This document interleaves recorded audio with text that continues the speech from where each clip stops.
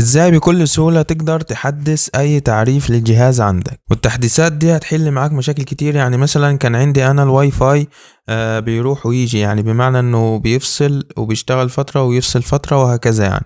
وكان عندي بعض مخارج اليو اس بي برضو مش شغالة معايا. لا، بعد ما حدثت التعريفات عندي على الجهاز اشتغلت وبقت كويس. طيب دلوقتي انا هعرف ازاي التعريفات اللي محتاجة تحديث عندي. هنعرف ازاي مع بعض في الفيديو ده، فيلا بينا. بسم الله الرحمن الرحيم، والصلاة والسلام على أشرف المرسلين سيدنا محمد. أول حاجة هتدخل على الموقع ده اللي أنا هسيب لك الرابط بتاعه في الوصف أسفل الفيديو. هننزل البرنامج اللي احنا شايفينه ده مع بعض اللي هو درايفر بوستر. هتيجي هنا وهتضغط فري داونلود. طبعا أنا حملته قبل كده فهو بيجيب لي إنك أنت هتحمله مرة تانية. أنا هختار مثلا حسنا، فهو بيقول لي هتحمله، فأنا حملته قبل كده فمش هحمله تاني. فانا هضغط هنا الغاء الامر. بعد ما حملته هيظهر معايا البرنامج بالصورة دي.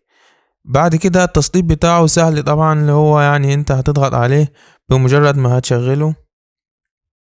طبعا انا برضو مسطبه عندي على الجهاز فمش هينفع اسطبه مرة تانية، بس التسطيب بتاعه سهل اللي هو كلنا عارفينه، اللي هو يعني نكست فينيش زي ما بيقولوا كده. طبعا انا عندي متسطب فتقريبا مش هيرضى يتسطب مرة تانية.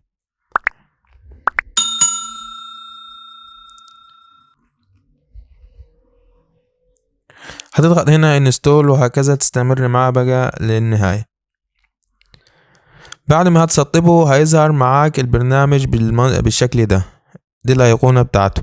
بعد ما تفتحه هيظهر معاك الشكل ده. هتضغط هنا على سكان. انا كنت عملت قبل كده سكان وعملت تحديث لكل التعريفات عندي، فانا هنجرب مع بعض مرة تانية هنشوف ممكن يكون في بعض التعريفات الاخرى اللي محتاجة تحديث. هضغط هنا على سكان. هو دلوقتي بيعمل لي سكان لكل التعريفات عندي على جهاز الكمبيوتر. بصراحة برنامج جميل وبكل سهولة يعني بيحدث لك التعريفات. هو كده جاب لي التعريفات اللي محتاجة تحديث. طبعا قبل كده التعريفات اللي تحت دي كانت محتاجة تحديث، اللي هي up to date دي اللي انا عملت لها تحديث. فالبرنامج ده عرفني انه التعريفات دي محتاجة تحديث فعملت لها تحديث. جايب لي هو هنا تعريفين محتاجين تحديث، فممكن هنا تضغط ابديت. طيب لو تعريفات كتيرة طبعا مش هتنفع يعني انك تضغط كل تعريف ابديت، فبتضغط ابديت ناو. هنا بيعرف لك كل التعريفات مع بعض.